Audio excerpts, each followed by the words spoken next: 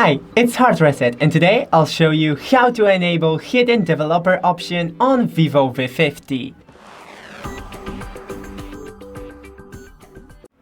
So, go into settings and scroll all the way down to About Phone. Then go into software information and build number, not serial number. Click it 7 times rapidly and then put in your PIN. I am already a developer.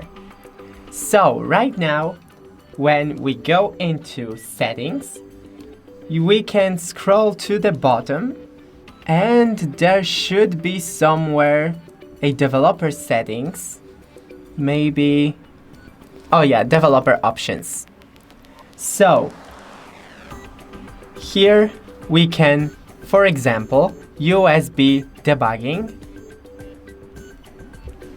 wireless debugging, animation speed, background process limit, something like that. It's all in here. Mock location, GPU rendering stats, you name it.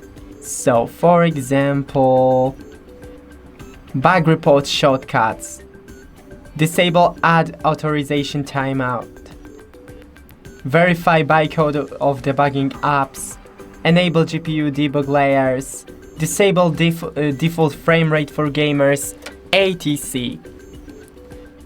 So that's it. Don't forget to leave a like and see you in the next one.